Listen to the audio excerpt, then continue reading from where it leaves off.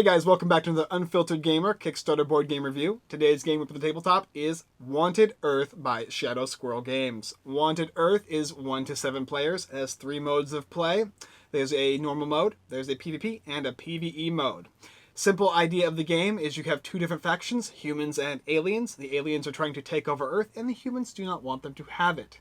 It is a basic dice checker game where you're going to be rolling dice and moving your characters around on their player boards, and the aliens are going to have their own general boards and their own alien boards as well, going back and forth in a PvP, PvE tactics scenario trying to destroy the other faction.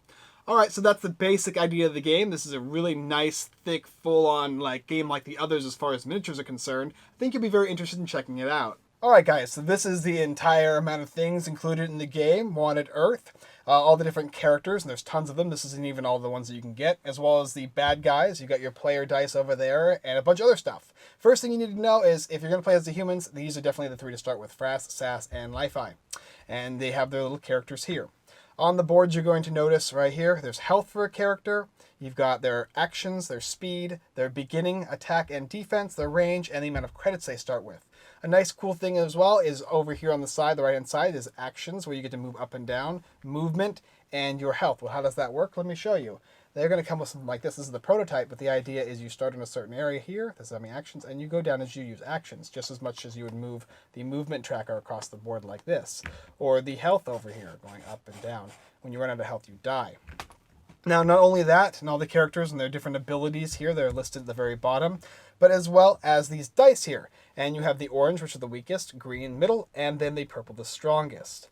These dice here, are the random element of the game to determine where things spawn on the board. You simply roll them and call them in a row to determine what spawns and where. You've got your money and you've got your character tokens. The enigmas, the black and the white. The one or the other is going to either give you an extra character or an extra turn that doesn't count towards the game's tracker. These little tokens over here are going to be used for your character boards here. You're going to go ahead and attach them. I'm not exactly sure that I can do that in the Kickstarter, but this is just what I got here. And then you also have player cards here. And player cards are mainly going to be used for the main player character, especially in the normal mode. And there's weapons and different things you can get. Here's a huge shield, armor, all that good stuff. Tons of wonderful things you can get in the deck of cards. As well as up here, this little section here shows you all the different bad guys you can get, as well as the different attacks they all do. It's just a nice big board for the bad guy player. And then this is just the generals, the different big guys you can select from that will spawn periodically at the end of the game, and you need to kill those as the good guy. Anyway, let me go ahead and show you how the game's set up. Okay, so here we have a portion of Wanted Earth. This is just enough to show you how to set the game up. First of all, as the alien player, you're going to go ahead and place the portal anywhere you want on the board. We'll put it here because it's a good placement spot. Then you can select 4 units worth or 4 credits worth of aliens. These guys can go here. They can actually go 2 spaces away from the portal in any area or any direction. You can also see where their cost is right up here. So these guys are worth 2. Also, you choose one general, and there's 2 different options as an alien. And maybe we'll pick this guy here and just put him there. Then you're going to have the humans spawn their guys, and they have to spawn at least 10 spaces away in any of the areas here. So you just count 1, 2, 3, 4, 1, 2, 3, 4, 5, 6, 7, 8, 9, 10, somewhere like that. And you go ahead and place your guys. Maybe we'll put them here or something. They can be farther, they just have to be at least 10 spaces away. You have buildings here that block line of sight as well. After that, the aliens are going to randomly roll 5 points of units by simply rolling these 2 big dice. They're going to roll randomly, and then they're going to just spawn anywhere on the field. They could end up right next to these guys. Who knows? And also, if they ever spawn, like in the water there, they're going to move 1 space to the closest space they can actually go if they don't have water walking. Right here is the green and the blue dice, and indicated on the board, this here is the blue tracker, and this here is the green tracker. So if the green die was 6, and the blue die was 11, you would go right here, and then you would move your character 1 over like that or something. That's the idea for that. Afterwards, after the humans have placed and the aliens have placed, turn 1 begins. And on turn 1, the enigma is going to be placed somewhere on the board, and that's simply by rolling these dice here. Now, the enigmas do 2 different things. One of them is going to give an extra turn for the humans, and the other one is going to give humans an extra character. But the humans can only take an extra character if they only have 2 or 1 character. They can't have an extra character when they already have 3 on the board still.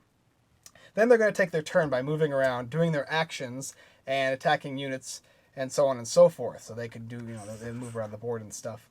And then when that's done, the aliens are going to summon their reinforcements onto the portal. Once again, 4 more. And alien reinforcements onto the board by rolling the dice. And then afterwards, if the Enigma has been reached and used, the extra round might begin. Or they might get an extra human. And if the extra round begins, everybody's going to have an extra turn, but the aliens aren't going to spawn any units. Also, any human characters that have beginning of turn effects won't actually trigger as well. And play proceeds like that, going from round to round to round, placing new enigmas onto the board in different areas, and the humans going around, and the objective is to kill the monsters. Well, let me go ahead and talk to you guys about the human characters and their actions and how the board works. Okay, so you understand the basic idea of how to play the game, going back and forth, turn to turn to turn. Now, let me talk to you about the character boards a little bit. So here we have SAS. Now, with characters, they each have different amounts of their action points. And we have this little tracker here, which will show you the different actions. This character has 3 actions, as well as all these movements here. 8 speed. So you put on the 8. 1, 2, 3, 4, 5, 6, 7, 8. Something like that. Put it right here, whatever. Cool. As well as her full health. Hopefully these guys will all stay. We'll see. Now, if you want to use your actions, there's a lot of things you can do, but movement is not one of them. Movement has its own tracker, and you can use that simply by moving the tracker down. If you want, you can use all 3 of your actions to refresh the entire shop of item cards, which will have a big amount of different items you can get through the shop. You can buy items for an action point. You can trade items. You can attack for each action point, and you can attack as many times as you have actions, as well as special abilities. And this character has a couple cool ones. Airstrike, for instance, does a...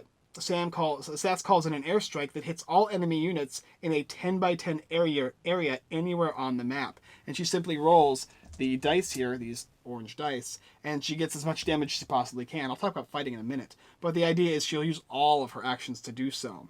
She can also heal for 1 health for all heroes within 1 space, including herself. Ooh, really good. But that's the idea of actions. When she's run out of actions, the next character will take their actions as well, and they can do them in any order they want. Actually, let's go ahead and talk about the attack and combat now too. Okay, so we talked about actions, we talked about the turn sequence of the game. The idea, obviously, to kill the other opponent. The humans want to kill the general, which comes out later in the game, and the aliens want to kill all of the humans. So let's show you how aliens are to attacking, okay? So first of all, we've got these little woodwoods here, and they're pretty simple. For as many of them are in a line, is as many dice you roll, and they all count as 1 singular unit. And you roll over here, which says 1 green attack, but they all roll together, so this would be 2. And they have range of infinite. So they can shoot anywhere across the board, but they all have to be attacking in the same direction they're facing. So these guys here for 2 would be attacking this girl here, Sash. So here we go, we roll, and we got 3. Now, Sass here has a static defense, which shows that she has 1, but because they broke that defense, are going to make her take a hit of damage, and she just goes down 1 like that. Also, this guy would be able to move, and he's the Riltong, and he's got a speed of 10, so he's definitely going to make it. He's going to go 1, 2, 3, and 4. And what's cool about this guy here is obviously he's got these 3 wonderful orange attack dice, but as well as a passive that is Whirlwind, which means that anytime he attacks, he does a Whirlwind to all characters in 2 space range. So these are both going to take damage here, provided I roll well. 1. So over here we notice that this guy has a defensive 0 and she has a defensive 1, so she instantly ignores that. However, Life Eye here is going to go ahead and roll the purple die, which is our best die, and he's going to prevent the damage as well. No damage from them. Let me go ahead and also show you the other characters, these characters, and how they are going to attack. We'll just do a couple attacks just for the sake of explanation. Certain characters are going to start with certain weapons. So these guys have like Sass's rifle and Life Eye's sword here. Life Eye will go ahead and get into position however he wants. He's a melee character, so 1, 2, 3, 4, 5, and he goes down the track 5. 1, 2, 3, 4, 5. He has the remaining movement based off of his speed over here. And now he's next to a unit. He's got his 2 purple die, which are really nice, and he simply rolls them to attack. And he's got 3 and 4. The Woodwood has a defense of nothing and 1 HP, so it goes away. Some characters have multiple HP, as some of the aliens have multiple HP, and it'll require multiple damage to do so. But in this case, he's killed 1. He can also attack this one by using his last action, and he will, and he's definitely going to kill that one too. There it goes. So they fall apart pretty easily, but they can be pain in the butt because they can go and shoot across the entire board. She can also shoot, and she's got a ranged ability right here. She's got this weapon here, and she's got 5 range if you can see it. She's going to go ahead and roll 2 dice here, and luckily she can just go ahead and hit this guy, so she's going to do that. Oof, there's 3, and he's got a defense of 3, so he's going to roll 3 orange. 2, nope, didn't stop it. 1 HP, also dies. That's how attacking works. Also, I forgot to mention that those characters had a static attack of +1, which means it gets +1 to all of their die rolls, so those characters would have definitely killed, and you can see with the little static attack symbol I'll show you over here. Not only, let's talk about credits too. Because they managed to kill off those units, they get a certain amount of credits based on the credits it costs to take them out. The Woodwoods they got 1 point for, and the Sassafras, the Real Tongs, they got 2 points for. So I think they end up with 1, 2, 4 credits in total. And you can buy these handy dandy weapon cards here. Now you want to make sure to take out all of the basic character weapons that start off in the deck, because they're only for the characters. And you can get weapons like this, like the Volcom Blade. This one here, it's got a single orange die to be rolled, and the cost is up there in the upper left-hand corner of the card, so that was 1, so they could pick this one up for an action point. They got makeshift vests that are included for defense. They've got some really strong armor. This is a static armor of 4, really strong, but you can only equip 1 armor, and there's certain rules for how many armor and weapons you can equip, and how many armor and weapons you can, or how many weapons you can shoot. But yeah, you go ahead and pick one of these armors or weapons, and then you replace it with a new one from the deck. And you can go ahead and buy these anywhere. You don't have to be in a certain place on the board to do so. And you go round by round by round until you get to round 6, and that's when the boss spawns. So once the boss spawns, no more alien reinforcements hit the board. The objective of the humans is to instantly kill this guy, or kill this guy as fast as possible, and if they do so, they win. However, the aliens also have their goal still, which is to kill the humans. And as soon as the humans are all dead, the aliens win. And you go back and forth throughout another 6 turns to determine the winner of the game. And that's the idea of how to play Wanted Earth. Let me go ahead and tell you what I think about it. Okay, so what can I say about this game? Well, first of all, it's a dice chucker. It's a big dice chucker, and what's presented is a board, but it might be modular in the future. I think that's what they're going for. And the idea is placing aliens on a board. It's a dudes on a map kind of game. And it's a fun dice chucker game. It reminds me a lot of The Others, The Seven Sins by Eric Lang. It does have that similar feel of putting monsters out and they're spawning, and it seems almost like you're not going to be able to win as the human player. And then suddenly you realize that you can destroy all of the aliens all at once, which is nice. I also like the boss spawns at the end of the game and you have to defeat the boss. And then the boss has a bunch of good abilities, but the characters also have a bunch of weapons and equipment at that time, so it makes it like a fair battle. It's always fair in this game. It feels very like you never feel like you're going to win, which is a good and a bad thing, right? Because you always think, oh no, I'm in peril, but then you're a person across from you is just going, no, I'm in peril as well. So it has that nice back and forth. It's also interesting to note that, when you place monsters on the board or aliens on the board as the alien character, you got to be careful which ones you select, because you don't want your opponent to be getting all that credits, which is what happens. And when you get more credits for the other opponent, they can get better and better weapons. And there's some really nice weapons in this game. Now, component quality is amazing. These are the prototypes. These miniatures are the prototypes of the game. And these things are really, really nice quality. They're going to actually have a base that shifts and shows how much life is on there. So you're not going to have to put little life tokens on the card, which is nice as well. Kind of like hero clicks. I like that idea.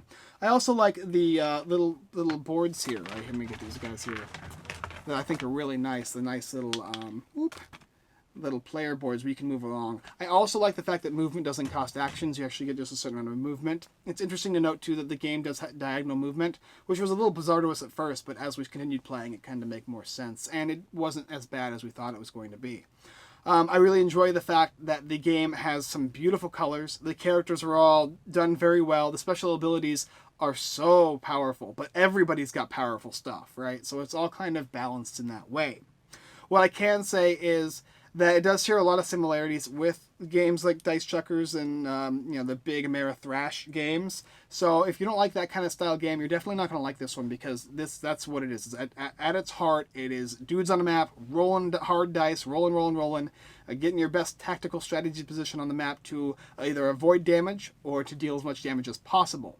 That being said, I really personally enjoyed this game, and I enjoy games just like this, and I really, really, really like the component quality and the art and the miniatures. All wonderful, wonderful stuff. That's what I think about the game. Alright guys, thanks for watching another Unfiltered Gamer Kickstarter board game review. If you like this game, Wanted Earth, don't forget to go ahead and check it out in the description below, as well as checking out the rest of our content here on YouTube. Like, subscribe, and comment, it all helps. Also, we have unfilteredgamer.com, our website, where we've got tons of giveaways, blog posts, and our Kickstarter list, so do go ahead and check that out as well. We also have an affiliation with everythingboardgames.com, The Giveaway Geek, and DevDoes Gaming, some wonderful sites that have tons of giveaways and tons more blog posts than even my site. Alright guys, well I hope you enjoyed this video, and once again, I look forward to seeing you next time.